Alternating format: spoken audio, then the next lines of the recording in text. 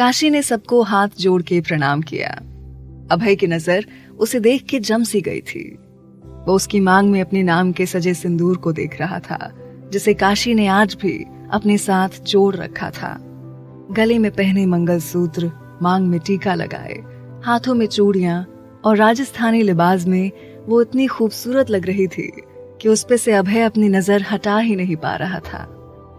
वो पूरे 2 साल बाद देख रहा था काशी को। उसके दिल की धड़कनें इस वक्त सामान्य से ज्यादा तेज थी। काशी उसके बिल्कुल सामने बैठी थी, पर उसने अभय की तरफ एक बार भी नहीं देखा था। मीटिंग शुरू हुई और महलावत जी बोलना शुरू किए। तो जैसे हर बार ये प्रोजेक्ट हुकुम शाही ले जाते हैं और शायद आज भी ये उन्हें ही मिलता, पर कोई है जो उनकी टक्कर का निकला और हमें उनका भी प्रेजेंटेशन बहुत पसंद आया और हुकुम शाह और उस शख्स की सोच दोनों ही उम्दा है। तो हमें फैसला लेने में बहुत वक्त लगा, पर फिर भी हमने फैसला ले लिया और फैसला ये किया गया कि हुकुम शाह और उस शख्स को ये प्रोजेक्ट दिया जाए और दोनों साथ में इस प्रोजेक्ट पर काम करेंगे। और जो हुकुम शाह के साथ इस प्रोजेक्ट पर काम करने जा रहा है, उनका नाम है काशी प्रताप सिंह। महलावत जी के इतना बोलते ही सभी तालियां बजाने लगे, पर अभय को बस काशी की एक नजर का इंतजार था और काशी थी कि उसकी तरफ देख ही नहीं रही थी। अभय उसके सामने बैठे उसे देखकर अपने मन में बोला, देख तो लीजिए हमें, 2 साल बाद आए हैं हम दोनों आमने सामने, पर आप एक बार भी हमें नजरें उठा के देख भी नहीं रही हैं। इतनी नफरत हमसे आखिर क्यों नहीं होगी? नफरत करने का हक भी तो हमने ही आपको दिया है। महलावत जी ने दोनों को सामने बुलाया कि दोनों आकर प्रोजेक्ट के पेपर पर साइन करें। उनके कहने पर दोनों सामने गए और पेपर पर साइन किया। काशी ने पेपर पर साइन करके सबके तरफ देखते हुए कहा, माफ करिएगा पर हमारा अनुरोध है आप सबसे और खास करके आप सबके हुकुम शाह से कि मैं ये प्रोजेक्ट इंदौर से ही शुरू कर पाऊंगी, क्योंकि हमारे बाबा की तबीयत ठीक नहीं है। उनकी देखभाल के कारण हमें ऐसा करना पड़ रहा है। अगर आपके हुकुम शाह जी को कोई तकलीफ ना हो तो क्या वो इतनी सी बात मान सकते हैं हमारी? ये कहते हुए उसने सबकी तरफ देखा सिवाय एक अभय के, और अभय ये बात नोटिस कर रहा था। उसकी ये बात मानते हुए अभय ने उसे देखकर कहा, हमें मंजूर है। काशी सबसे अलविदा लेकर वहां से बाहर निकल आई और सीधे अपने कमरे में चली गई। वहां पहुंचकर उसने दरवाजा बंद कर लिया और वहीं फर्श पर रोते रोते बैठ गई। फिर खुद से बोली, क्यों महादेव, क्यों? आप क्यों लेके आए आप उन्हें हमारे सामने? क्यों आए ये वापस, क्यों? इधर काशी के ऐसे चले जाने से अभय बेचैन था। वो भी जल्दी से सबको बाय बोलकर बाहर आया और काशी को खोजने लगा, पर वो उसे कहीं नहीं मिली। उसके बाहर आते ही राणा भी उसके पीछे चला आया था। उसे देखकर अभय ने गुस्से में कहा, राणा पता करो कहाँ है वो? राणा ये सुन के सीधा रिसेप्शन पर पता करने गया। उसके जाते ही अभय ने खुद से बोला, काशी ऐसे नहीं जा सकती आप, कैसे मुझे अनदेखा कर दिया आपने? आपको हमसे मिलना होगा आज ही, अभी इसी वक्त। वहीं काशी अपने रूम में कपड़े पैक करके वर्मा जी को फोन करके बोली, वर्मा जी हम अभी निकल रहे हैं, बाकी फॉर्मेलिटी आप पूरी कर दीजिएगा।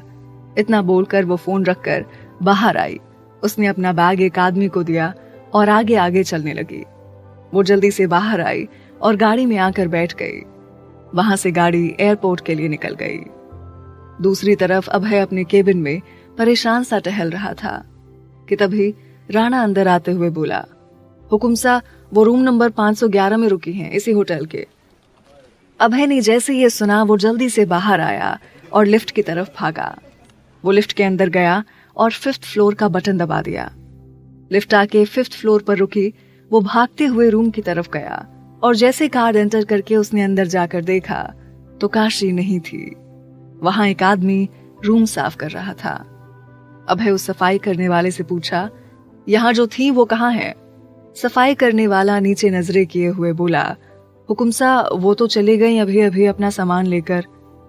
अभय ये सुनकर धीरे कदमों के साथ वापस बाहर आ गया और वहीं दीवार से पीठ लगा के खड़ा हो गया। क्यों काशी, क्यों चली गई आप? बहुत गलत किया आपने। 2 साल बाद सामने आई थी आप मेरे, आपको ठीक से देखा भी नहीं था और आप चली गई, आपको एक बार भी नहीं लगा कि आपको रुकना चाहिए? कहाँ तक भागेंगी आप? अब तो काम साथ ही करना है। तो आ रहे हैं हम इंदौर शहर, मिलते हैं आपसे कल।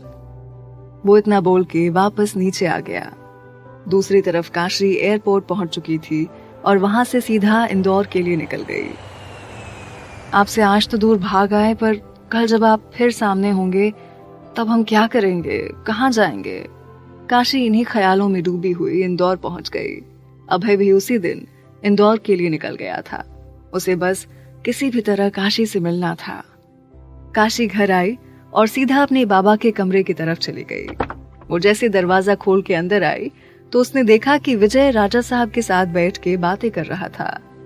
उसे वहां देख के थोड़ा हैरान हो गई और बोली, आप कब वापस आए? उसकी आवाज सुन विजय उठते हुए उसे गले लगा के बोला, प्रिंसेस आप आ गई। हम तो आपको सरप्राइज देने वाले थे, पर आपने तो आज आकर हमें सरप्राइज कर दिया।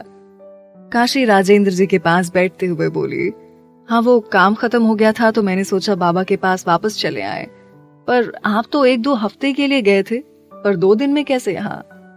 इस पर विजय ने उसे देखते हुए कहा, आपकी याद बहुत आ रही थी तो आ गए वापस। काशी ये सुनकर मुस्कुरा दी और राजेंद्र जी से उनकी तबीयत के बारे में पूछने लगी। कैसे हैं आप बाबा? तबीयत कैसी है अब आपकी? कोई लापरवाही तो नहीं किया ना आपने? उसके इतने सारे सवालों को सुनकर राजेंद्र जी बोले, बस शुरू हो गया थानेदार की तरह सवाल करना। हम आपको बता दें कि हम अच्छे हैं, बहुत अच्छे। अब हम बिल्कुल ठीक हैं। रात तक विजय काशी के पास ही रहा। वो उसे अपने बिजनेस स्टोर के बारे में बता रहा था। फिर वो देर रात अपने घर चला गया। काशी भी अपने कमरे में चली आई और चुपचाप बैठी रही। वो अभय के बारे में सोचे जा रही थी और ना जाने कब उसके बारे में सोचते सोचते ही नींद की आगोश में चली गई। पर वो सपना उसे फिर परेशान करने लगा। राजेंद्र जी आए और उसके सर को सहला के उसे शांत करा दिया। काशी, जानते हैं हम कि आप इतनी जल्दी राजस्थान से वापस क्यों आ गईं? क्योंकि वहां अभय था। पर मेरी बच्ची, जब कल से आपको उसके साथ काम करना होगा तो आप क्या करेंगी? पर हम चाहते हैं कि आप उसका सामना करें। मैं आपकी खुशियां चाहता हूं। काशी, देखा है हमने आपको अभय का इंतजार करते हुए। कल का सूरज आपकी जिंदगी को रोशन करने के लिए निकलेगा। राजेंद्र जी इतना बोल के काशी को कंबल उठा के चले गए। सुबह का वक्त, राजेंद्र जी का ऑफिस। काशी ऑफिस में बने अपने केबिन में बैठी काम कर रही थी। विजय आज अभी तक ऑफिस नहीं आया था। वो अपने काम में बिजी थी कि तभी पियून आकर उससे बोला, मैडम बाहर अभय प्रताप सिंह जी आए हैं। अभय का नाम सुनते ही काशी का लैपटॉप पर चलता हाथ रुक गया। वो खुद को हिम्मत देते हुए बोली, उनका सामना तो आपको करना होगा काशी। काका आप उन्हें बैठाएं, हम आते हैं। ये बोल काशी अपना लैपटॉप बंद करने लगी। पियून उसके केबिन से निकलकर अभय के पास गया और उसे एक कमरे में बैठाकर चला आया। अभय शीशे से बाहर ही देख रहा था। काशी रूम की तरफ ही बढ़ी आ रही थी। वो रूम में आई तो अभय उसके सामने खड़ा था। राणा जी उसके पीछे खड़े थे। अभय ने देखा कि काशी की नजरें अभी भी उसे नहीं देख रही थी। प्रणाम, आइए हम आप सबको बाबा से मिलवा दें। ये बोल काशी बिना अभय की तरफ देखे रूम से बाहर आई और चलने लगी। राणा, है ना तेवर बिल्कुल हुक्मरानी सा बनने के इनके अंदर? बताओ, कल से अपने ही पति को नहीं देख रही हैं नजरें उठा के। ये बोल अभय उसके पीछे पीछे चलने लगा।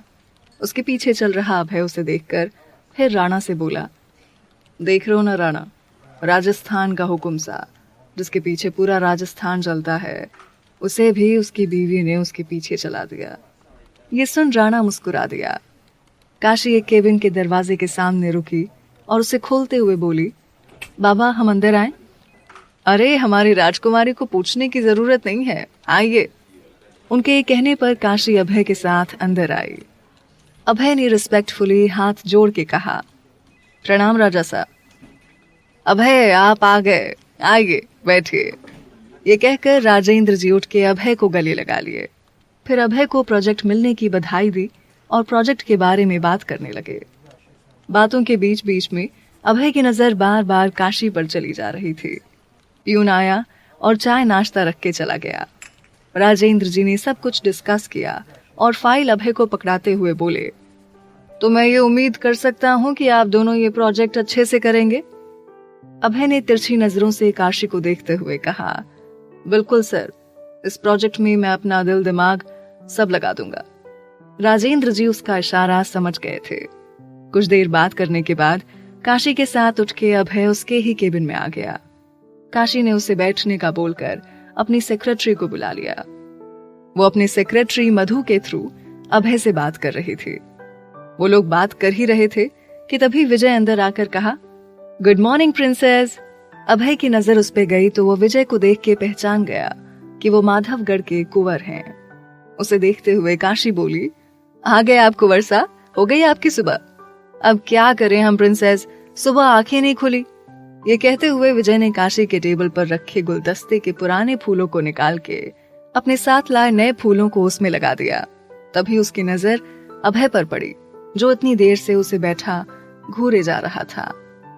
विजय ने जैसे अपने दिमाग पर जोर देते हुए कहा, अभय प्रताप सिंह, अगर मैं गलत नहीं हूं तो? उसकी बात पर अभय ने मुस्कुराकर हाँ में गर्दन हिला दी। विजय ने सरप्राइज होते हुए पूछा, क्या बात है, आप यहाँ कैसे? विजय की बात का जवाब देते हुए काशी ने कहा, ये प्रोजेक्ट इन्हें और हमें मिला है कुंवर सा, हम साथ में मिलकर इस प्रोजेक्ट को पूरा करेंगे। विजय कुछ देर वहां रुका और फिर काम करने में लग गया। काशी और अभय भी अपने काम में लग गए। अभय जो बोलता काशी उसे सर झुका के सुने जा रही थी। वो चाहता था कि काशी एक बार तो नजर उठा के देखे, पर उसने एक बार भी उसे नहीं देखा। काम करते करते दोपहर हो गई तो विजय खाना लेकर काशी के केबिन में आ गया। प्रिंसेस चलो खाना खाओ, ये कहते हुए विजय ने खाना टेबल पर रख दिया। काशी ने फाइल में देखते हुए कहा, बस कुंवर सा अभी खाते हैं। अभय ये सब बैठा देखे जा रहा था। उसे विजय को देखकर इस वक्त गुस्सा आ रहा था। अरे अभय जी, आप भी खा लीजिए। मधु, अभय जी और राणा जी के लिए खाना निकाल देंगे आप? ये कहते हुए विजय ने काशी की कुर्सी घुमा के अपनी तरफ कर ली। अभय ने ये देखा तो गुस्से में उठ खड़ा हुआ। हमें कुछ काम है तो हम चलते हैं, कल सुबह मिलेंगे। अभय इतना बोल के राणा जी के साथ बाहर आ गया। इस वक्त वो बहुत गुस्से में था। उसने गाड़ी होटल ले चलने को कहा। रात का वक्त, काशी का घर। काशी राजेंद्र जी को दवा देकर अपने कमरे में चली आई। कुछ देर अपने कमरे के बाहर बने बगीचे में बैठ के किताब पढ़ती रही और फिर कमरे में वापस आ गई। वो शीशे के सामने बैठ के चूड़ियां उतार रही थी कि तभी बगीचे की तरफ का दरवाजा खुला। दरवाजा खुलने की आवाज सुन काशी घबरा के उस तरफ देखने लगी। अभय को इस वक्त वहां देखकर काशी खड़ी होते हुए घबरा के बोली, आप यहाँ इस वक्त? काशी इतना ही कह पाई थी कि अभय जल्दी से अंदर आके उसके मुंह पे हाथ रख के बंद करते हुए कहा, शांत, कोई आ गया तो बताना पड़ जाएगा मेरे बारे में। अभय काशी के बहुत करीब खड़ा था। बगीचे से आती हवा काशी के बालों को उसके चेहरे पर ले आई। अभय ने अपना हाथ हटा के उसके चेहरे पर आए बालों को अपने हाथों से हटा दिया। काशी के दिल की धड़कनें तेज थीं। अभय उसके चेहरे को अपने हाथों में लेने लगा। दूर रहिए हमसे और चले जाइए यहां से, ये बोल काशी उसे बिना देखे उसके हाथ को झटक के दूर हो गई। अभय गुस्से में उसे पकड़कर दीवार से लगा के खड़ा हो गया और उसे देखते हुए बोला, काशी प्रताप सिंह, यही नाम है ना बाप का? किसका है ये नाम जिसे आपने अपने नाम के पीछे लगाया है काशी? बोलिए। उसे शांत देखकर वो फिर बोला, हमारा नाम है। जब सिंदूर मेरे नाम का है, मंगलसूत्र मेरे नाम का है, तो आपको छूने का हक किसे होना चाहिए? बोलिए, किसे होना चाहिए? ये बोलते हुए अभय के हाथों की पकड़ काशी के बाजुओं पर कसने लगी। काशी को दर्द हो रहा था। वो सर झुकाए खड़ी थी। उसकी आंखों से आंसू निकल रहे थे। मेरी तरफ देखिए, देखो मेरी तरफ, उठाओ इन नजरों को, देखो एक बार तो। 2 साल बाद आज आपको देख रहे हैं, छू रहे हैं, एक बार तो नजरें उठा लीजिए। ये बोल अभय उसके माथे से अपना माथा लगा खड़ा हो गया और काशी के बाजुओं पर अपनी पकड़ ढीली छोड़ दी। काशी खुद को उससे दूर करते हुए बोली, दूर रहिए हमसे और चले जाइए यहाँ से।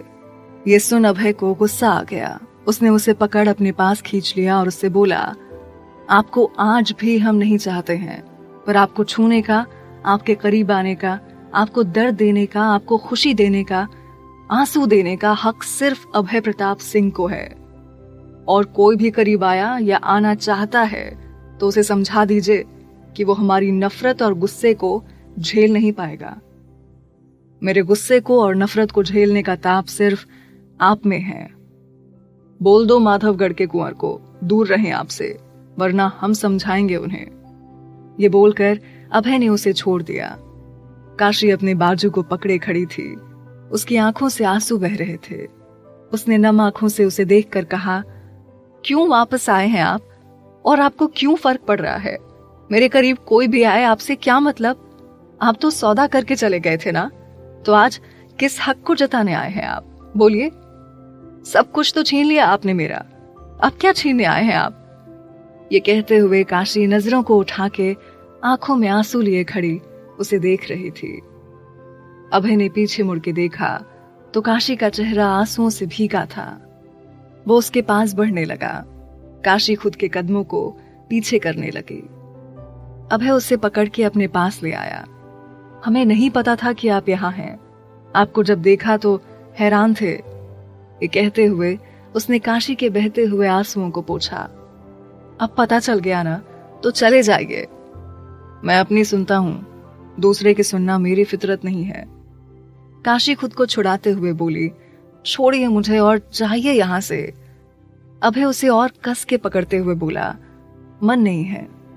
काशी उसे धक्का देके जाने लगी तो उसका मंगलसूत्र अभय के गले के चेन में फंस गया। वो उसे निकालने लगी तो अभय उसकी कमर पकड़ के अपने पास खींच लिया। देखा, आपके महादेव भी नहीं चाहते कि आप दूर रहें हमसे। काशी मंगलसूत्र निकालते हुए उसे घूर के देखने लगी। खैर छोड़िए, मुझे कल आपसे मिलना है, अकेले में। हम नहीं मिलना चाहते। ये बोल काशी उसे धक्का देकर दूर हट गई। आपसे पूछा नहीं है, बताया है। कल आप शाम को मेरे साथ रहेंगी। लड़ो झगड़ो, थोड़ा गुस्सा करो मुझ पर और फिर चली जाना। तो कल मिलते हैं हुक्मरानी साहब, बाय। ये बोलकर अभय वहीं से वापस चला गया जहां से आया था। उसके जाते ही काशी ने जल्दी से दरवाजा बंद कर लिया और पर्दे लगा दिए। यहाँ बस इतना ही। आगे की कहानी जानने के लिए सब्सक्राइब करें पॉकेट एफएम चैनल को और बेल आइकन क्लिक करके अगले एपिसोड का नोटिफिकेशन पाएं। लेकिन आप सारे एपिसोड अभी सुनना चाहते हैं तो डाउनलोड करें हमारा pocket FM app. Link description में है, जहां आप पाएंगे इस शो के सारे एपिसोड्स और साथ ही इसके जैसे और भी बेहतरीन शोज। तो देर किस बात की, अभी डाउनलोड करें पॉकेट एफएम ऐप।